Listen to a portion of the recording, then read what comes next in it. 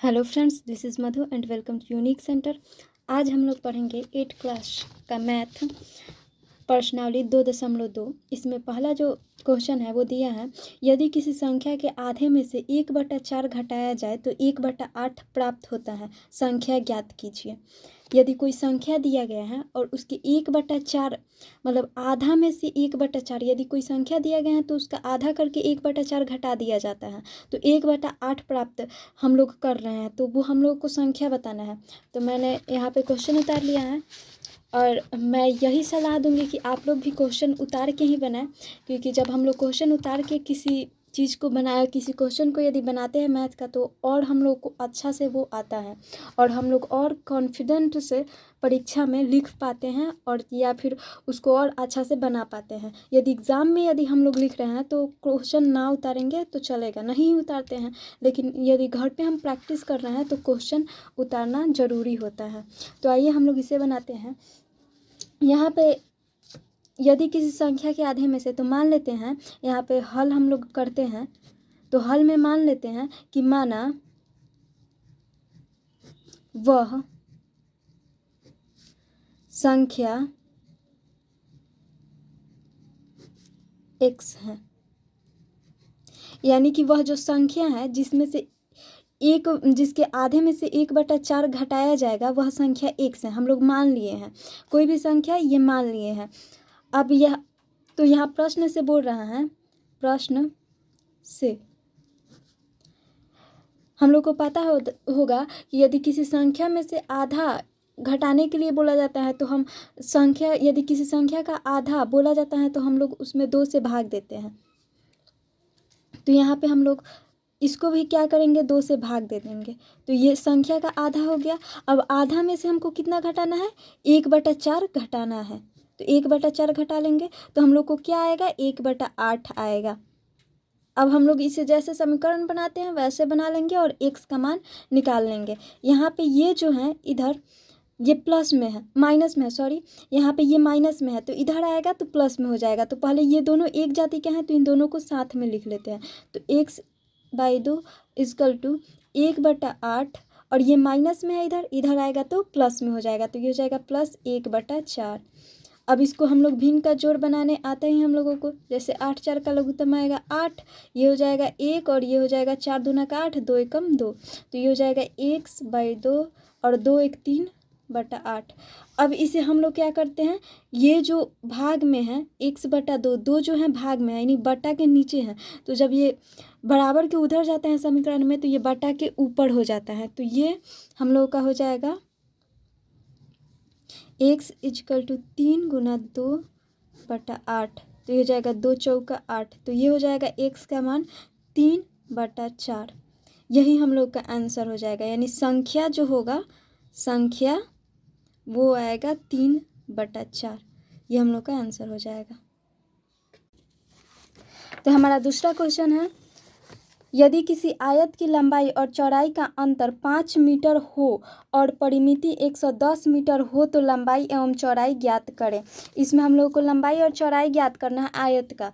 यदि हम लोग मैथ पढ़ते होंगे तो ये हम लोग को ज़रूर पता होगा कि आयत का जो लंबाई और चौड़ाई होता है आमने सामने का भुजा बराबर होता है। यानी कि मान लीजिए कि ये आयत है तो आयत का जो ये होगा, ये और ये दोनों बराबर होगा और ये और ये दोनों बराबर होगा।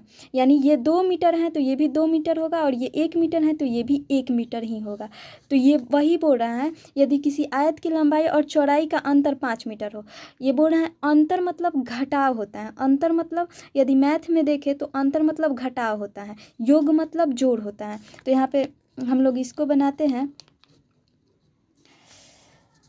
पहले तो हम यहाँ लंबाई को मान लेते हैं, माना कि लंबाई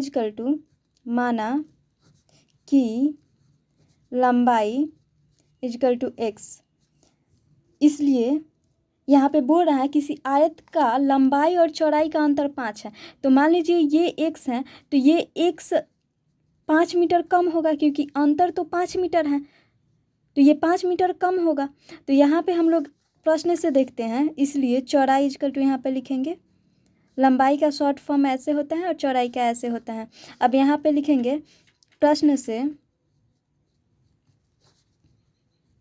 यहाँ पे आयत का परिमिति यहाँ पे दिया गया है, पर प्रश्न में आयत का परिमिति दिया गया है। तो आयत का परिमिति क्या दिया गया है?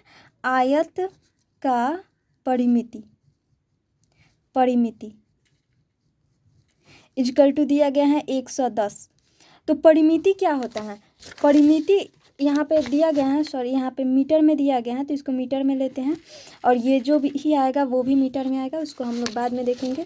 तो यहाँ पे जो आयत का परिमिति होता है, मान लीजिए कि ये है ये और ऐसे करके है कोई आयत है, तो यहाँ पे बोल रहा है यदि ये 2 मीटर है, ये 2 मीटर है और ये 3 मीटर है, सॉरी ये 1 मीटर है, 1 मीटर है, तो इसका परिमिति क्या होगा? तो ये सबको हम लोग को जोड़ना होता है, जैसे 2 1 3, 3 2 5 और 5 1 6, तो इसका परिमिति 6 होगा, परिमिति या परिधि।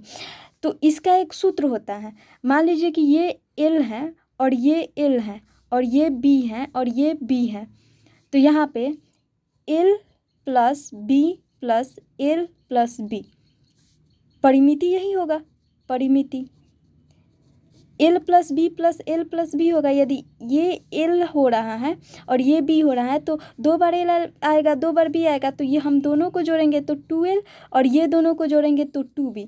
तो ये हमारा हो जाएगा, अगर 2 कॉमन ले ले तो L प्लस B, तो ये हमारा परिमिति का सूत्र हो गया, आयत का परिमिति का सूत्र हो गया। तो यहाँ पे इसको ऐसे बनाते हैं, पहले यहाँ पे लिखते हैं आयत का परिमिति का सूत्र, तो हमारा आया है 2 × L प्लस B। तो यहाँ पे हम लोग 110 को इधर बराबर में रखते हैं और बराबर 2 × L प्लस B लेंगे, तो L इसमें हमारा x है और B x माइनस 5 है, तो यहाँ पे 2 × x और प्लस x माइनस 5 लेंगे, क्योंकि यही ना सूत्र होता है 2 × L प्लस B। आयत का परिमिति का जो सूत्र होता है वो 2 × L प्लस B होता है। तो इन दोनों को हम लोग बराबर में ले लेंगे। अब हम इसे सॉल्व करेंगे। ये जो है ये हम चाहे तो इसको डायरेक्ट इधर गुना में भाग में कर सकते हैं, या फिर चाहे तो हम लोग इसको और अच्छा से सॉल्व भी कर सकते हैं। चलिए, हम अभी तो हम लोग फिलहाल समीकरण सीख रहे हैं, इसलिए थोड़ा दिक्कत तो आएगा। तो यहाँ पे देखते हैं, ये जो दोनों हैं ये x है और ये x है, तो ये दोनों जो हैं एक जाति का है, यहाँ भी x है यहाँ भी x है, तो इन दोनों को जोड़ देंगे तो इधर 1 है इधर 1 है, तो 1 1 2x और माइनस हो जाएगा 5। अब यहाँ पे क्या करेंगे, 2 दूना का 4 x और यहाँ पे माइनस 5 दूना का 10। अब ये और ये दोनों एक जाति के हैं तो दोनों एक तरफ कर लेंगे, ये माइनस में है इधर आएगा तो प्लस में हो जाएगा, और ये 4x। अब यहाँ पे ये जोड़ लेंगे तो 120 इक्वल टू 4x, और यहाँ पे गुना का साइन है इधर आएगा तो ये भाग में चला जाएगा इक्वल टू x। तो ये हम काट लेंगे, 2 दूना 4 2 छक 12 2 3 6 30, तो x का मान हमारा आया 30। तो ये हमारा x का मान आया 30। तो यहाँ पे लंबाई हम लोग तो माने थे, लंबाई इक्वल टू x माने थे, तो यहाँ पे हम लोग 30 रख लेंगे। लेकिन चौड़ाई जो माने थे, वो चौड़ाई जो था वो था x माइनस 5, तो यहाँ पे x का मान 30 और माइनस 5, तो ये आ जाएगा 25।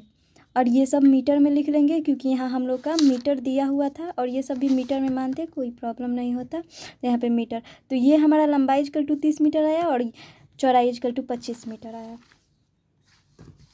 अब हमारा तीसरा नंबर जो क्वेश्चन है वो है, यहाँ पे है तीसरा नंबर क्वेश्चन, मैंने पहले ही उतार लिया है सब। तो तीसरा नंबर जो क्वेश्चन है वो है, चीनी का मूल्य में 25% की वृद्धि होने पर अब 1 किग्रा चीनी का मूल्य 32 रुपया है, तो प्रारंभिक में चीनी का मूल्य प्रति किग्रा क्या था।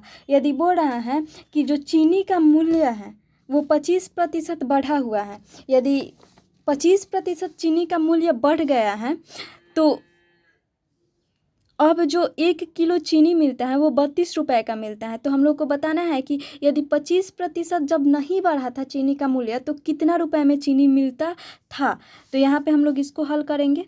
तो पहले तो हम लोग इसको बनाएंगे, माना कि चीनी का प्रारंभिक मूल्य, यहाँ पे चीनी का प्रारंभिक मूल्य ही मान लेंगे, माना चीनी का,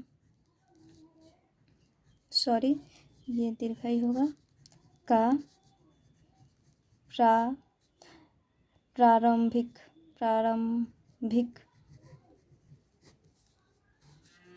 मूल्य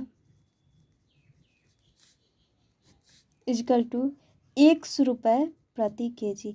यानी 1 kg का 1 किलो का 100 रुपये हम लोग को देना पड़ेगा यदि हम लोग पहले चीनी लेते तो अब यहाँ पे चीनी का जो जो भी वर्तमान है, यदि 1 रुपये पहले हम लोग को चुकाना पड़ रहा था तो अब हम लोग को कितना चुकाना पड़ता है। तो यहाँ पे हम लोग लिखेंगे चीनी का वर्तमान मूल्य। तो यहाँ पे हम लोग अच्छा से समझेंगे कि हम लोग को तो पहले 100 रुपये देना पड़ रहा था, लेकिन जब 25% रुपये बढ़ा तो हम लोग को तो ये 100 रुपये देना ही पड़ेगा और प्लस एक्स का भी 25% देना पड़ेगा। एक्स का 25% हम लोग को देना पड़ेगा। तो अब हम इसको बनाएंगे ऐसे, यहाँ पे लिखेंगे प्रश्न से। तो जो ये दिया हुआ है एक्स और एक्स का एक्स यहाँ पे प्लस का चिन्ह, उसके बाद एक्स का 25%, मतलब 100 रुपये भी देंगे और प्लस में इसका 25% भी हम लोग को देना होगा। तो यहाँ पे जो ये वाला है ये दिया है 32 रुपये, इसका जो वर्तमान मूल्य जो चीनी का है वो 32 रुपये दिया हुआ है। तो हम लोग इतना इक्वल टू 32 लिख सकते हैं, यानी एक्स प्लस एक्स का 25% इक्वल टू 32 लिख सकते हैं, क्योंकि दोनों तो बराबर ही हैं। तो यहाँ पे अब हम लोग इसको ऐसे वाला चिन्ह ये देंगे, ये प्रत्येक समीकरण में दिया जाता है, ये एक सिंबल है। तो यहाँ पे प्लस का चिन्ह देंगे। यदि ये चिन्ह हम लोग नहीं देना चाहते हैं तो और या फिर या भी लिख सकते हैं। यहाँ पे प्लस का चिन्ह देंगे और एक्स का, और का मतलब हम लोग को पता ही है गुना होता है, 25% है तो 25/100 हो जाएगा। प्रतिशत का मतलब ही होता है यही कि बटा में 100 लगा दें, और 25 चौका 100। तो ये हमारा अब आ जाएगा एक्स प्लस 4 ये एक्स है इक्वल टू 32। अब इसको हम लोग सॉल्व करेंगे, ये दोनों एक ही जाति का है तो ये लघुत्तम आएगा 4 और 4x plus x equal to 32। और ये क्रॉसिंग मल्टीप्लाई कर लेंगे, ये हो जाएगा 4 1 5 एक्स और ये हो जाएगा 32 × 4। अब यहाँ पे आएंगे हम लोग तो ये जाएगा 5x है, तो ये इधर आएगा तो ये गुना में है, इधर आएगा तो बट्टा में हो जाएगा, और ये गुना कर लेंगे तो आएगा हमारा। तो ये अब हम लोग क्या करेंगे, भाग कर लेंगे। यदि यहाँ पे हम आप लोग रफ में इसको कीजिए, हम यहीं पे दिखा दे रहे हैं। 5 में 128 से भाग देंगे तो हमारा आएगा 5 दूना का 10, ये तो हो जाएगा, और यहाँ जाएगा 2 और ये हो जाएगा 50 25 और यहाँ पे हो जाएगा 3 और ये कट जाएगा। अब यहाँ पे हम लोग दशमलव देते हैं तो 1 0 यहाँ देते हैं, 5 36। तो हमारा जो आंसर आया वो आया 25.6। यहाँ पे 0 भी लिख सकते हैं, 60 रुपये होगा क्योंकि 6 आया है, यहाँ पे रुपये आंसर। इतना ही आंसर दिया होगा। आप चाहे तो ये 0 जो दशमलव के बाद इधर 0 आता है लास्ट में, उसका हम लोग गिनती नहीं करते हैं, इसलिए छोड़ भी सकते हैं और लिख भी सकते हैं। तो ये हमारा एक्स का मान आ गया, यानी चीनी का अभी का जो चीनी का पहले मूल्य था वो इतना रुपया था, यानी चीनी का प्रारंभ मूल्य में मूल्य इक्वल टू 25.60 रुपये। तो हम बढ़ते हैं अपने अगले क्वेश्चन की ओर। तो हमारा अगला क्वेश्चन, हमारा चौथा नंबर क्वेश्चन है। यहाँ पे हम इसी में पढ़ लेते हैं, यहाँ जगह कम है। तो यहाँ पे है 2 विभिन्न मूल्य वाली 35 कलमों का कुल मूल्य 60 रुपया है। यदि एक सस्ती कलम का मूल्य 1.50 रुपया एवं एक महंगी कलम का मूल्य 2 रुपया है तो कितनी महंगी कलम खरीदी गई। मान लीजिए कि हम लोग 2 कलम खरीदने गए और 35 मतलब 2 किस्म का कलम खरीदने गए और 35 कलम हम लोग खरीद लिए। मान लीजिए ये 2 किस्म का पेन है और हम 35 कलम खरीद लिए, दोनों को मिला के 35 खरीदे हैं, तो इसलिए 35 कलम खरीद लिए और हम लोग दुकानदार को 60 रुपये दिए। यदि मान लीजिए ये जो है सस्ती कलम है तो ये इसका हम लोग देते हैं 1.50 रुपये और इसका देते हैं 2 रुपये। तो बताना है कि कितना जो ये 2 रुपये वाला हम लोग पेन खरीदे हैं वो कितना खरीदे हैं, यानी कितनी महंगी कलमें खरीदी गई, यानी ये पेन कितना खरीदा गया हम लोग को बताना है। तो हम लोग पहले इसमें मान लेते हैं कि माना कि यहाँ पे हल करते हैं हम लोग। हल में माना कि महंगी कलम की संख्या इक्वल टू एक्स। ये मान लेते हैं कि महंगी कलम हम लोग x को खरीदे हैं, यानी ये जो पेन है इसका संख्या x है, तो इसलिए यहाँ पे इसलिए सस्ती कलम की संख्या इजकल टू, यदि मान लीजिए कि हम लोग टोटल कलम 35 को खरीदे हैं, एगो का संख्या जो है x है, तो सस्ती कलम का संख्या जो होगा 35 में x कम होगा, यानी कि यहाँ 35 को तो टोटल कलम खरीदा गया है, x ये खरीद लिया गया तो x घटा लेंगे। यदि मान लीजिए इसका हम आंसर डायरेक्ट बता दें कि हाँ 15 महंगी कलमें खरीदा गया है, तो यहाँ पे 15 लिखते, तो 15 में से यदि 35 में से 15 घटा देते तो सस्ती कलम होता। तो वैसे भी यहाँ भी हम लोग कर रहे हैं कि 35 में से यदि हम लोग महंगी कलम का संख्या घटा देंगे तो वो सस्ती कलम आ जाएगा। अब हम लोग आगे देखते हैं, अभी तो हम लोग को पता नहीं है कि ये कितना है, अभी हम लोग पता कर रहे हैं। तो यहाँ पे अब आगे लिखेंगे हम लोग प्रश्न से, यहाँ पे बोल रहा है एक सस्ती कलम का मूल्य, सस्ती कलम का मूल्य, यहाँ सस्ती कलम का मूल्य दिया है 1.50 रुपये, 5.0 इसे बोला जाता है। मैं बार बार 50 बोल दे रही हूँ इसलिए सॉरी, पर 5.0 इसे बोला जाता है। यदि दशमलव के बाद हम लोग कोई संख्या बोलते हैं तो उसको अलग अलग बोला जाता है। तो यहाँ पे हम लोग बोल रहे हैं कि एगो कलम का दाम 1.50 रुपये है। तो वैसे ही मान लेते हैं यदि हम लोग एगो कलम के लिए 1.50 रुपये दे रहे हैं, तो दो गो कलम के लिए तो 1.50 में 2 से गुना कर लेंगे, तो इतना कलम के लिए कितना देंगे। तो यहाँ पे लिखेंगे इसलिए 35 माइनस x सस्ती कलम का मूल्य इजकल टू 1.50 और इसमें गुना कर लेंगे 35 माइनस x। ये भी गुना का ही चिन्ह होता है, आप चाहे तो यहाँ गुना का चिन्ह दे सकते हैं, लेकिन ये कोष्ट देना पड़ेगा क्योंकि कोष्ट का मतलब होता है इन दोनों में 1.50 से गुना हुआ है। यदि सिर्फ गुना का चिन्ह देंगे तो इसमें सिर्फ गुना होगा तो गलत हो जाएगा क्वेश्चन, तो यहाँ कोष्ट का चिन्ह हम लोग देंगे। तो अब इसे हम लोग गुना कर लेंगे, 1.50 में 35 से गुना करेंगे तो आएगा हमारा 52.5 और यहाँ पे आएगा -1.5x। यहाँ पे एक छुपा रहता है तो एक में गुना कर लेंगे और रुपया, क्योंकि इतना रुपया हम लोग को देना पड़ेगा यदि हम लोग सस्ती कलम खरीदेंगे तो। अब यहाँ पे पुनः लिखेंगे, पुनः एक महंगी कलम के लिए हमें कितना रुपया देना पड़ेगा वो लिखेंगे। महंगी कलम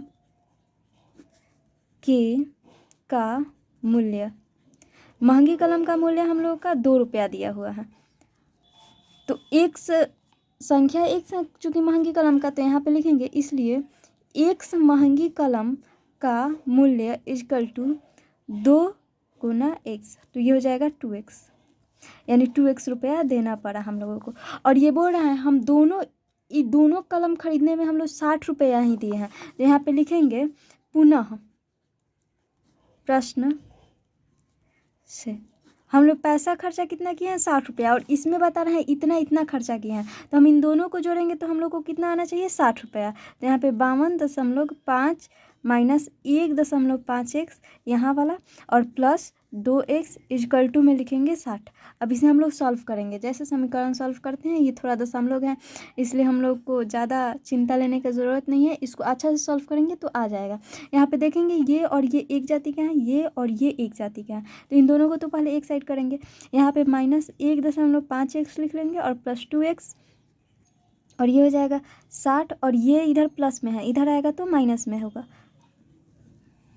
अब ये घटाएंगे तो हम लोग का आएगा 0.5x। घटा के देख लेते हैं, यहाँ पे हम लोग देखते हैं ये घटेगा 2.0 में से 5, क्योंकि 5 1.5, यहाँ पे हो जाएगा 5 और ये हो जाएगा इधर से हासिल इधर गया है तो ये 1 0 हो जाएगा, तो ये हो जाएगा 0.5x। अब यहाँ पे इसको घटाएंगे तो आएगा 7.5। ये कैसे आएगा यहाँ पे हम दिखा देते हैं। यहाँ पे 60.0 है, 52.5 है, तो यहाँ पे देखेंगे कि ये जो है ये यहाँ पर ये 0 है और यहाँ पे 5 है, तो ये तो घटेगा नहीं, तो इधर से हासिल लेंगे तो इधर तो 0 है तो यहाँ से लेंगे तो ये हो जाएगा 10 और जब यहाँ से लेंगे तो ये हो जाएगा 10 और ये हो जाएगा 9 और यहाँ 10 लिख दो, यहाँ 9 और ये हो गया है 5। तो 10 में से 5 गया 5, 9 में से 2 गया 7 और 5 में से 5 गया 0, तो ये हमारा आया 7.5, क्योंकि 0 फर्स्ट में है तो उसको तो मानते ही नहीं है, तो यहाँ पे आया। अब ये हो जाएगा हम लोगों का ये गुना में है, इधर आएगा तो भाग में हो जाएगा। 7.5/0.5। अब इसको आगे सॉल्व करेंगे यहाँ पे, तो ये हम लोग का आया था 7.5/0.5। तो यहाँ से हम लोग देखेंगे दशमलव के बाद एक अंक है तो एक जीरो दे के दशमलव को हटा देते हैं। यहाँ भी दशमलव के बाद एक अंक है तो एक जीरो, तो ये 10 से 10 गया और 5 के पहाड़ा से 15 × 75 ये कट गया, तो एक्स का मान आया 15। यानी कि जो एक्स हम लोग किसको माने थे कि महंगी कलम का संख्या है एक्स, तो यहाँ पे महंगी कलम का संख्या आ गया, यानी महंगी कलम इक्वल टू हो जाएगा 15 महंगी कलम खरीदी गई है। ठीक है, कलमें खरीदी गई है या गई है लिख देते हैं, कोई बात नहीं है। जो अगला क्वेश्चन है मैंने यहाँ पे पहले ही लिख के रखा, हमारा 5 नंबर क्वेश्चन है। एक त्रिभुज के तीनों कोण 2:3:5 के अनुपात में है तो उनके तीनों कोण ज्ञात कीजिए। यहाँ पे बोल रहा है कि एक त्रिभुज है जिसका तीनों कोण जो है वो 2:3:5 के अनुपात में है, तो तीनों मतलब जो त्रिभुज का तीनों कोण है वो ज्ञात करना है। तो मान लेते हैं ये त्रिभुज है, कोई सा भी एक त्रिभुज ले लेते हैं और ये 2:3:5 के अनुपात में दिया है, तो हम याद रखेंगे एक को मानेंगे 2x, एक को मानेंगे 3x और एक को मानेंगे 5x, क्योंकि यहाँ पे दिया हुआ है। तो यहाँ पे लिखते हैं माना कि त्रिभुज का पहला कोण इक्वल टू 2x। वैसे ही हम त्रिभुज का दूसरा कोण भी मान लेंगे, दूसरा कोण इक्वल टू 3x, और वैसे ही तीसरा कोण भी मान लेंगे 5x। यहाँ पे दिया था इसलिए हम मान लिए। अब हम लोग को पता होगा कि त्रिभुज का जो भी होता है तीनों कोण उसका जो योग होता है, यानी इस त्रिभुज के कोण को इसको और इसको तीनों कोण को जोड़ दे तो वो 180 आता है, 180 डिग्री आता है। तो यहाँ पे हम लोग लिखेंगे, यानी तीनों को हम लोग जोड़ रहे हैं तो 180 आ रहा है, तो इन तीनों को हम लोग जोड़ेंगे तो हम लोग को 180 आना चाहिए। तो यहाँ पे लिखेंगे, इसलिए चूंकि का चिन्ह देंगे, त्रिभुज के तीनों कोण का योग, तीनों कोण का योग मतलब जोड़ होता है, योग इक्वल टू 180। इसलिए यहाँ पे हम लोग जोड़ के लिख देंगे 2x + 3x + 5x equal to 180। ये हमारा हो गया। अब इसे हम लोग सॉल्व करेंगे। ये तीनों जो है एक जाति में है, यानी एक्स यहाँ भी है, एक्स यहाँ भी है, एक्स यहाँ भी है, तीनों एक जाति का है, तो तीनों को हम लोग जोड़ लेंगे। जैसे ये हो जाएगा 3 × 2 = 5 और 5 × 5 = 10, तो ये हो जाएगा 10 इक्वल टू 180। यहाँ पे ये वाला साइन दे देंगे, ये चिन्ह होता है। और यहाँ पे अब ये गुना में है तो ये इधर आएगा तो भाग में हो जाएगा, तो ये हो जाएगा 180/10। यहाँ गुना का चिन्ह नहीं रहता है, लेकिन जब एक अचर राशि के साथ कोई राशि रहता है तो वो गुना में ही होता है। जैसे 10 और x है तो ये गुना में ही है, तो इसे हम लोग अब कटाएंगे तो 10 18 बार में कट जाएगा, ये हो जाएगा x इक्वल टू 18। ये हमारा जो है यहाँ पे तीनों कोण ज्ञात करना है, ये कोण ज्ञात करना है। ये तो है x का मान, तो यहाँ पे पहला कोण क्या था 2x था, तो यहाँ पे लिखेंगे इसलिए पहला कोण इक्वल टू 2x। तो यहाँ पे अब ये गुना में है तो x के मान के जगह हम x का मान रखेंगे, 18 है तो 2 × 18 इक्वल टू 18 दूना 36। अब ऐसे ही हम लोग दूसरा कोण लिखेंगे, दूसरा कोण, तो दूसरा कोण जो था वो 3x था, तो 3x लिखेंगे यहाँ पे, और 3 में अब गुना कर लेंगे 18 से, तो ये हो जाएगा 18 × 3 = 54। अब हमारा जो तीसरा कोण था वो था यानी लास्ट वाला, इसका मतलब होता है जो ऊपर लिखा है वही, तो यहाँ पे हो जाएगा 5x। अब इससे हम लोग 5 से गुना करेंगे, तो 18 में 5 से गुना करेंगे तो हो जाएगा 18 × 5 = 90। अब इन तीनों को हम जोड़ के भी देख सकते हैं, ऐसे भी हम लिख सकते हैं, यानी ये जो हमारा आंसर आएगा 36 डिग्री, 54 डिग्री और 90 डिग्री। इन तीनों को जोड़ेंगे तो हमारा 180 आ जाएगा, और ये हमारा आंसर हो गया। तो अब हमारा अगला क्वेश्चन है वो जो है वो 6 नंबर, बिल्लू के पास 1 रुपया, 2 रुपया एवं 5 रुपये के कुल 160 सिक्के हैं। एक बिल्लू नाम का लड़का है जिसके पास 1 रुपया और 2 रुपया और 5 रुपया का 160 सिक्का है। यानी सिक्कों की संख्या जो है, सिक्का जो है 160 गो है, यानी सिक्का का संख्या है। ये सिक्का का कुल यानी कितना पैसा हुआ ये नहीं दे रहा है, जिनकी कुल मूल्य 300 रुपया है। और इन तीनों को यदि मिला दें तो वो 300 रुपये बढ़ रहा है। यानी सिक्कों का संख्या इतना है और सिक्के का मूल्य जो है वो 300 रुपया है। यहाँ पे अब आगे दे रहा है, यदि 2 रुपये के सिक्कों की संख्या 5 रुपये के सिक्कों की संख्या की 3 गुना है। यानी 2 रुपये का जो सिक्का है वो 5 रुपये के जितना सिक्का है उससे 3 गुना ज़्यादा है 2 रुपये का सिक्का। उसके पास प्रत्येक प्रकार के कितने सिक्के हैं, तो हम लोग को बताना है कि उसके पास 1 रुपये, 2 रुपये और 5 रुपये के कुल कितने सिक्के हैं। तो पहले तो हम लोग यहाँ पे अपना मानेंगे, यहाँ पे पहले मान लेंगे हम लोग कि 5 रुपये का जो सिक्का का संख्या है वो 1 है। यहाँ पे सॉल्व हल लिखते हैं, हल, और यहाँ पे मानते हैं। माना कि 5 रुपये की संख्या इजकल टू x।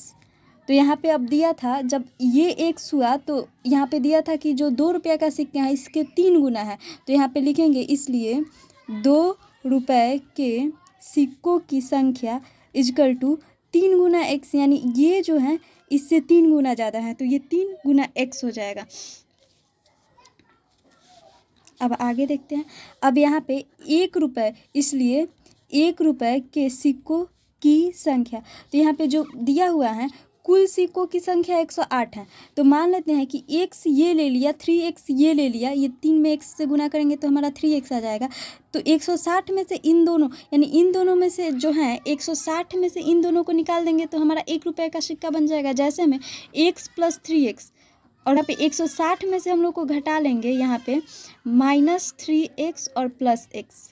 ये दोनों को यदि जोड़ के हम लोग इसमें से घटा लें, यानी जो कुल 5 रुपये का सिक्का का संख्या है और 2 रुपये के सिक्का का संख्या है 160 में से निकाल लेंगे तो जो 160 में से जो और बचेगा, यानी इन दोनों को निकाल के, तो वो 1 रुपये के सिक्का का संख्या होगा। क्योंकि बिल्लू के पास तो 3 ही किस्म का ना सिक्का का संख्या है और तीनों का जो है कुल संख्या वो 160 रुपया है।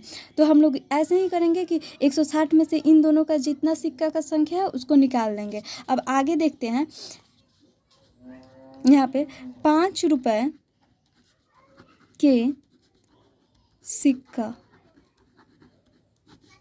की संख्या का मूल्य, यदि बोले हम आपके पास यहाँ पे एक रफ के लिए हम ले रहे हैं। यहाँ पे यदि हम बोले आपसे कि आपके पास 5 रुपये का जो सिक्का है वो 4 गो है, यानी सिक्का का संख्या 4 है, तो इसका कुल मूल्य कितना हुआ, तो आप बताएंगे कि हमारे पास यानी 20 रुपया हुआ। यदि 5 रुपये का हम लोग 4 सिक्का ले तो उसका कुल मूल्य 20 रुपये होता है। वैसे ही यदि सिक्का का संख्या x है, यानी x गो सिक्का है, तो उसका कुल मूल्य कितना होगा, तो 5 में हम x से गुना कर लेंगे, जैसे उधर 5 में 4 से किए थे, तो ये जो आएगा वो आएगा 5x। अब वैसे ही 2 रुपये के सिक्कों की संख्या का मूल्य इजकल टू, ये ऊपर वाला ही होता है, तो यहाँ पे 3x है। 2 रुपये का सिक्का का संख्या 3x है, तो इसमें 2 से गुना कर लेंगे 3x से, तो ये हमारा आ जाएगा 3 दूना का 6x। वैसे ही है 1 रुपये के सिक्कों की संख्या का कुल मूल्य इजकल टू, तो ये 1 रुपये के सिक्का का कुल मूल्य कितना हो जाएगा, तो ये हो जाएगा हमारा 1। अब 1 में जितना इसका संख्या है उससे गुना कर लेंगे तो 160। यहाँ पे देखेंगे ये सॉल्व हम नहीं किए हैं, चलिए कोई बात नहीं, इसको हम यहाँ सॉल्व कर लेते हैं। तो 3 1 4x हो जाएगा, तो यहाँ पे -4x। अब इसको गुना करेंगे 1 से तो उतना ही आएगा, तो ये हमारा मूल्य आ गया। अब यहाँ पे देखते हैं प्रश्न से, तो प्रश्न में बोल रहा है इसका जो कुल मूल्य है वो 300 रुपया है, यानी इन तीनों को जोड़े तो हमारा 300 रुपया मिलेगा।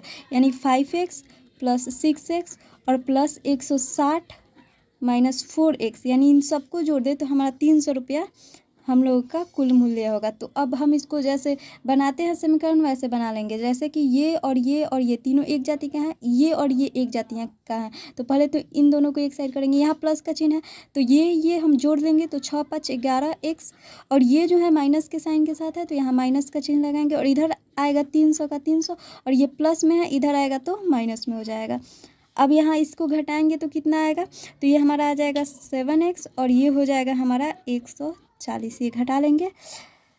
अब ये जो है इधर गुना में है, इधर आएगा तो भाग में हो जाएगा, यानी 140/7।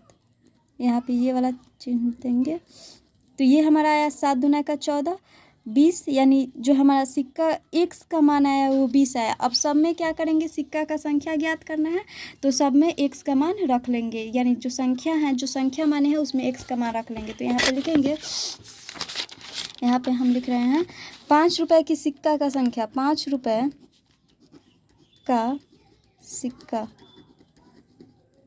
की संख्या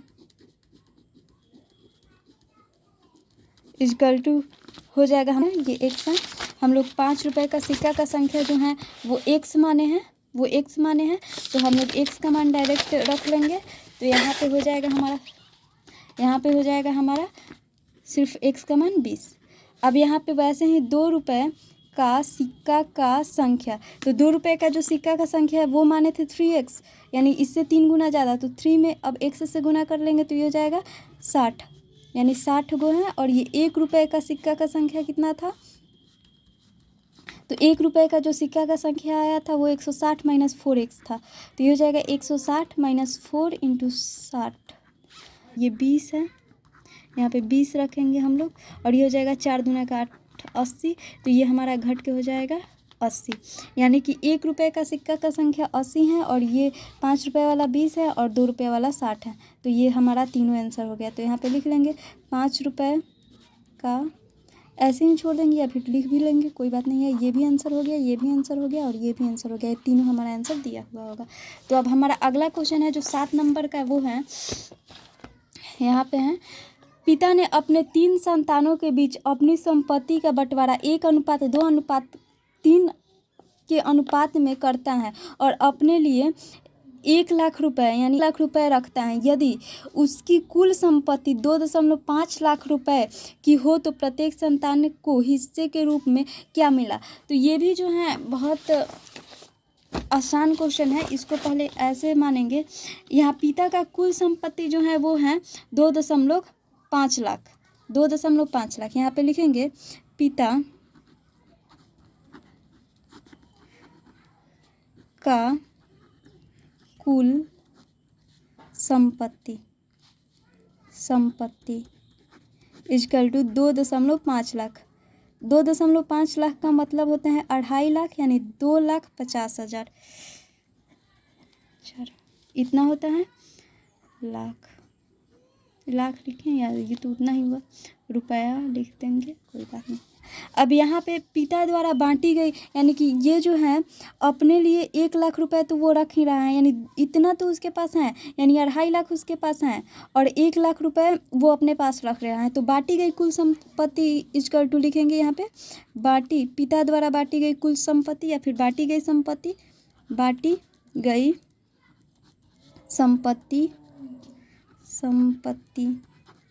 इक्वल टू, इतना में से हम 1 लाख घटा लेंगे तो वो बांटा हुआ संपत्ति आ जाएगा। तो ये अब घटाएंगे तो हमारा आएगा 1,50,000, ठीक है। तो इतना रुपया वो बांट रहा है। अब आगे देखेंगे, अब 3 संतानों के बीच बंटवारे का अनुपात देख लेते हैं। तीनों संतानों के बीच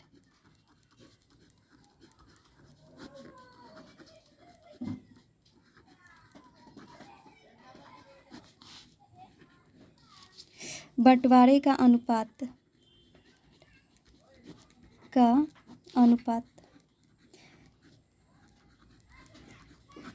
इक्वल टू है 1:2:3। तो यहाँ पे अब हम इसे भी मान लेते हैं, माना कि पहले संतान को दिया गया धन, दिया गया धन हम लोग इसके साथ मानते हैं तो एक एक्स हम लोग नहीं लिखते हैं, ये एक एक्स हम लोग नहीं लिखते हैं, हम लोग इसके लिए सिर्फ एक्स लिखते हैं क्योंकि एक छुपा रहता है। अब वैसे ही माना कि दूसरे संतान को दिया गया धन, दूसरे संतान को दिया गया धन इक्वल टू 2x हो जाएगा, ये 2x। वैसे ही तीसरे को भी हो जाएगा, तीसरे संतान को दिया गया धन इक्वल टू 3x। अब ये हो गया। अब यहाँ पे लिखेंगे इसलिए अब इन तीनों को बांटा गया है तो ये तो अनुपात हो गया, और बांटा कितना धन गया है 1,50,000। तो इन तीनों को जोड़ेंगे तो हमारा आना चाहिए 1,50,000, यानी x + 2x + 3x equal to आएगा 1,50,000। इकाई दहाई सैकड़ा हज़ार 10,000 लाख 1,50,000 हो गया। तो ये तीनों जो है एक जाति का है, तो ये हम लोग जोड़ लेंगे तो 1 2 1 3 3 3 6 यानी 6x इक्वल टू यहाँ पे 1,50,000 लिख लेंगे। अब ये गुना में है, इधर आएगा तो भाग में है, तो हमारा x का मान निकल जाएगा और उसी से इस सब में मान रख के x का और हम लोग उसे निकाल लेंगे। तो ये हमारा कितना बार में कटेगा, तो ये हम 2 से कटाएंगे, 2 3 या 6, यहाँ पे हो जाएगा हमारा 2 7 14 2 5 10 और 1 0 2 0 और 3 0, यहाँ 2 5 10 तो ये 3 0। वैसे हम भाग यदि नहीं आता है हमें ऐसे कटाने तो हम लोग भाग दे के भी कटा सकते हैं। यहाँ पे आ जाएगा हमारा इतना 2 3 6 2 5 15 और 0 0 0, ये भी आएगा 3 0, यानी x का मान जो आया वो आया 25,000। इकाई दहाई सैकड़ा हज़ार 10,000 25,000 रुपये एक्स का मान आया। तो अब हम लोग तीनों संतान में रखेंगे और देख लेंगे, इसलिए यहाँ पे लिखेंगे पहले संतान का धन, तो ये तो एक्स ही माने थे तो इसका तो 25,000 ही आएगा क्योंकि ये तो एक्स ही है, यहाँ पे हम जो माने थे वो तो एक्स ही था, तो ये 25,000 ही आएगा। अब आगे देखते हैं, दूसरे संतान के लिए 2x माने हैं, तो दूसरे यहाँ पे दूसरे संतान का धन यहाँ पे 2x है, तो ये हो जाएगा 25, 2 गुना 25 होगा, 2 गुना 25,000, तो ये हमारा आएगा 50,000। ये सब रुपए में आ रहा है क्योंकि रुपए में धन है। अब तीसरे को भी देख लेंगे, तीसरे को 3x दिया है, संतान का धन इक्वल टू 3x, तो ये 3 में हम लोग गुना कर लेंगे 25,000 से, तो ये हो जाएगा 25 3 75, हो जाएगा 75,000। तो ये हमारा आंसर हो गया, और इसे चाहे तो हम लोग साथ में भी लिख सकते हैं, ऐसे भी छोड़ सकते हैं, ये भी हमारा आंसर है और ये भी हमारा आंसर है और ये भी हमारा आंसर है। यहाँ पे अगला क्वेश्चन है कि 8 नंबर 11 के लगातार 3 गुणज का योग 231 है, तो उन्हें ज्ञात कीजिए। तो ये हम लोग बनाएंगे। यहाँ पे हम लोग पहले तो मान लेंगे कि माना यानी 11 के पहाड़ा में, यानी 11 का गुणज यानी वो 11 के पहाड़ा में है और वो तीनों लगातार है, यानी कि पहले 1 नंबर पे कोई है तो 2 नंबर पे है दूसरा और 3 नंबर पे तीसरा है। वैसे 1 2 नंबर 3 नंबर पे नहीं है, ऐसे समझने के लिए मैं बता रही हूँ। यहाँ पे जो तीनों को जोड़ रहे हैं और लगातार जो है वो तीनों को जोड़ रहे हैं तो 2 से 31 आ रहा है। तो यहाँ पे पहले तो मानेंगे, माना पहला गुणज इक्वल टू x, तो जब पहला गुणज x मानेंगे तो जो दूसरा गुणज होगा वो 11 ज़्यादा होगा क्योंकि वो 11 का गुणज है। तो यहाँ पे दूसरा, ये लगातार है तो दूसरा गुणज इससे 11 ज़्यादा होगा, और जो तीसरा गुणज होगा, तीसरा गुणज वो इससे 11 ज़्यादा होगा, यानी x + 11 + 11, तो ये जो दोनों हैं वो तो एक ही जाति का है, तो ये हो जाएगा 22। अब इन तीनों को जोड़ेंगे तो हमारा आएगा 231। तो यहाँ पे प्रश्न से लिखते हैं, प्रश्न से। अब तीनों को जोड़ते हैं, x + 11 और प्लस x + 22, तो ये हमारा आना चाहिए 231। अब इसको हम लोग सॉल्व करके और आंसर मंगा लेंगे। तो यहाँ एक x है, यहाँ एक और यहाँ एक, तो ये हो जाएगा 1 2 और 3, ये हो गया 3x, और ये दोनों को जोड़ लेंगे तो ये हमारा हो जाएगा 2 1 3 और 2 1 3, और यहाँ पे 2 3 1। अब ये जो है इधर प्लस में है तो इधर आएगा तो माइनस में हो जाएगा। तो ये हो जाएगा 2 3 1 और माइनस 3 यानी 3 तो ये हो जाएगा 3x और इसे हम लोग घटाएंगे तो आएगा हमारा 8 9 और 1। अब ये इधर गुना में है तो इधर आएगा तो भाग में हो जाएगा। तो 1 9 8/3। अब इसे हम लोग कटाएंगे तो आएगा हमारा 3 छक 18 3 छक 18 यानी x का मान जो आया 66 आया। तो हमारा पहला गुणज x है तो पहला गुणज यहाँ पे लिख लेंगे, पहला गुणज इक्वल टू x यानी 66। ये तो 66 आया ही है तो 66 रख लेंगे और दूसरा गुणज वैसे ही लिख लेंगे, दूसरा गुणज इक्वल टू x + 11 यानी ये हो जाएगा 66 + 11 तो ये हमारा हो जाएगा 77। और ये हो जाएगा तीसरा गुणज equal to x + 22 equal to x 66 + 22 equal to 88। तो ये हमारा आ गया आंसर 66 77 और 88। ये हो जाएगा हमारा आंसर। 9वां क्वेश्चन जो है वो है संकुल संसाधन केंद्र मवी फड़ाना में आयोजित बाल मेला में प्रत्येक विजेता छात्र को 2 कलम एवं विजेता को छोड़कर शेष सभी प्रतिभागियों को 1 कलम दिया गया। यदि 100 छात्रों के बीच 120 कलम दी गई तो विजेताओं की संख्या ज्ञात कीजिए। ये बोल रहे हैं कोई कंपटीशन हो रहा है जिसमें कि विजेता यानी जो अच्छा प्रदर्शन यानी अच्छा विजयी हुआ है, जीता है, उसे 2 कलम दिया गया है और जितना भी प्रतिभागी भाग लिए हैं विजेता को छोड़कर उन्हें 1 कलम दिया गया है। तो बताना है यदि 100 गो छात्रों में 120 गो कलम बांटा गया है तो बताना है कि विजेता की संख्या क्या है यानी कितना छात्र जो हैं विजयी हुए हैं। तो यहाँ पे तो हम लोग पहले मान लेते हैं कि माना कि विजेता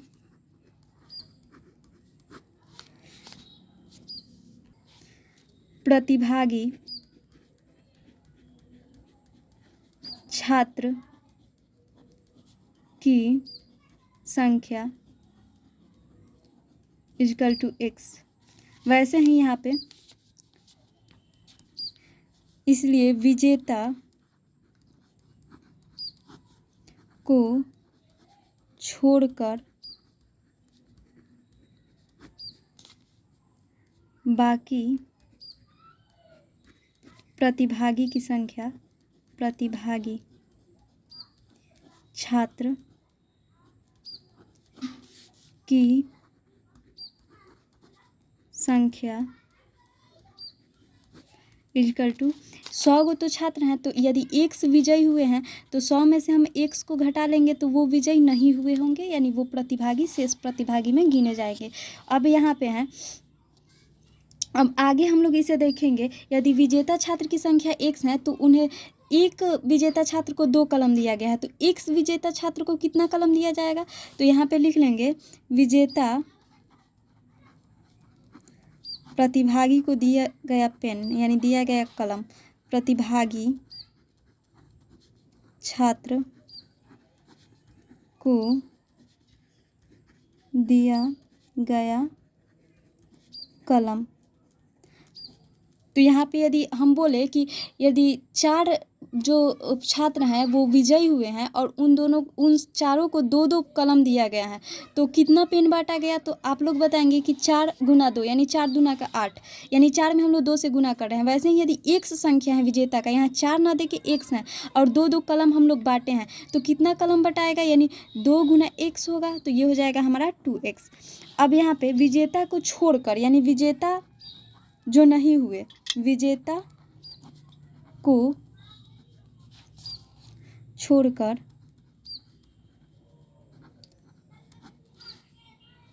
अन्य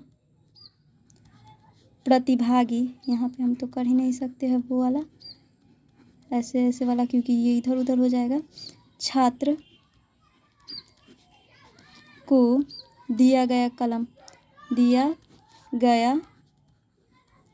कलम। तो इन लोगों को तो 1-1 पेन ही दिया गया है यानी जितना संख्या होगा उतना पेन बांटा गया होगा यानी 1 में गुना करेंगे तो वही आएगा। अब आगे देखेंगे और कुल जो पेन है वो 120 कलम ही बांटा गया है, इससे ज़्यादा पेन नहीं बांटा गया है। ये प्रश्न में दिया हुआ है तो यहाँ पे लिखेंगे प्रश्न से, यानी विजेता को तो 2x दिया गया और जो विजेता नहीं है उन्हें इतना पेन दिया गया, तो हम इन दोनों को जोड़ेंगे तो हमारा आना चाहिए 120। तो ये हमारा आना चाहिए 120। अब इन दोनों को यहाँ देखेंगे, ये और ये एक जाति का है और ये एक जाति का है, तो 2x में से x यहाँ पे प्लस में है और यहाँ पे ये माइनस में है, तो इसे घटा लेंगे तो आएगा हमारा x, और ये जो है 120 माइनस 100, तो ये घटाएंगे तो हमारा आएगा 20, यानी x का मान जो आया 20 है, यानी विजेता का छात्र का संख्या जो था x ही था, तो हमारा ये आ गया विजेता छात्र की संख्या। विजेता छात्र की संख्या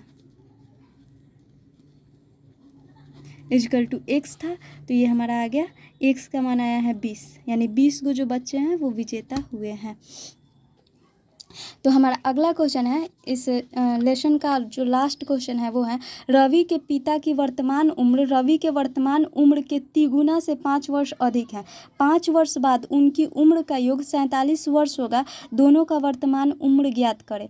यानी ये बोल रहा है रवि का जो पिता का वर्तमान उम्र यानी अभी का उम्र है, रवि के वर्तमान उम्र के 3 गुना से 5 वर्ष अधिक है। यानी रवि का जो वर्तमान उम्र है उसके 3 गुना में से 3 को गुना कर दिया जाए, यानी 3 से गुना कर दिया जाए और प्लस 5 कर दिया जाए, तो उतना जो आएगा वो होगा उनके पिता का उम्र। और 5 वर्ष बाद उनके उम्र का योग 47 वर्ष हो जाएगा।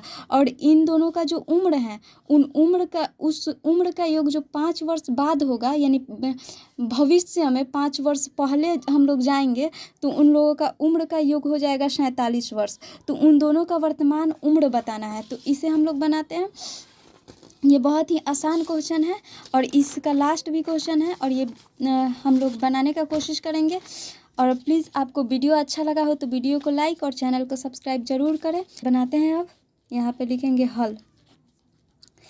माना रवि का हम लोग इसे मान लेते हैं, माना रवि का वर्तमान उम्र, माना रवि का वर्तमान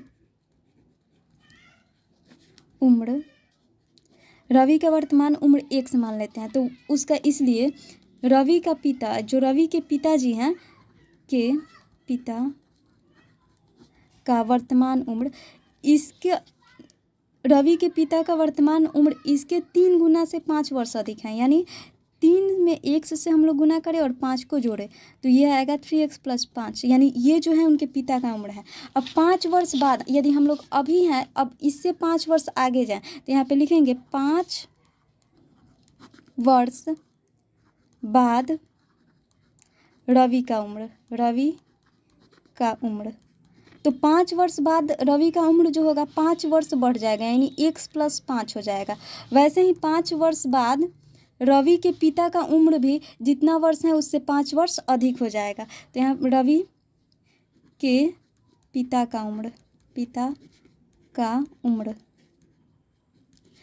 तो इनका उम्र पहले था 3x + 5, अब हो गया है और +5, क्योंकि 5 वर्ष पहले का हम लोग देख रहे हैं तो 5 5 10। वही यदि 5 वर्ष पहले यानी कि अभी जो है यानी 2021 है तो इससे 5 वर्ष पहले बोला रहता पहले, तो वो होता हम लोग का माइनस में, और ये बोल रहा है कि बाद में यानी भविष्य में बोल रहा है। यदि भूतकाल में बोलता, भूतकाल यानी कि भूतकाल में बोलता तो हम लोग माइनस में रखते, ये भविष्य काल में बोल रहे हैं तो हम लोग प्लस में रखेंगे। तो ये हो गया। अब यहाँ पे इन दोनों का जो अब ये दोनों को जोड़ेंगे तो हमारा आना चाहिए 47, ये दिया है क्योंकि 5 वर्ष बाद 47 वर्ष हो जाएगा। तो यहाँ पे लिखेंगे प्रश्न से x + 5 इन दोनों को जोड़ देंगे तो हमारा योग दिया हुआ है 47 वर्ष। योग मतलब जोड़ होता है। तो यहाँ पे अब देखेंगे ये दोनों एक जाति का है तो इधर 1 छुपा हुआ है, इधर 3, तो 3 1 4 दोनों प्लस में ही है, और ये एक जाति का है तो 10 5 15। अब ये हमारा हो जाएगा 4x। यहाँ देखेंगे ये इधर प्लस में है, इधर आएगा तो माइनस में चला जाएगा।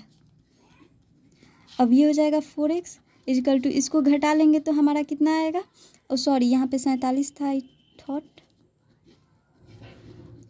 तो यहाँ पे अब घटा लेंगे तो ये हमारा हो जाएगा 32, और ये यहाँ पे गुना में है तो ये गुना में है तो ये आ जाएगा इधर तो भाग में हो जाएगा, तो यहाँ पे हो जाएगा 8।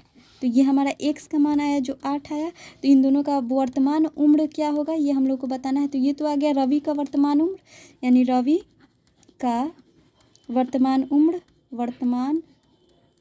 उम्र। तो रवि का वर्तमान उम्र तो 1 सी माने थे, तो ये तो 8 वर्ष ही होगा। और रवि के पिता का जो उम्र था, रवि के पिता का वर्तमान उम्र, उनका वर्तमान उम्र था 3x + 5। तो x का मान कितना आया है 3 × 8 हम लोग रखेंगे, ये बीच में गुना का चिन्ह छुपा रहता है, +8। तो 8 3 के 24 और 8 3 के 24 और ये हो जाएगा +5। तो ये हम लोग जोड़ देंगे, 5 4 9 और 2 29 वर्ष, यानी दोनों का वर्तमान उम्र आ गया। ये भी आंसर और ये भी आंसर।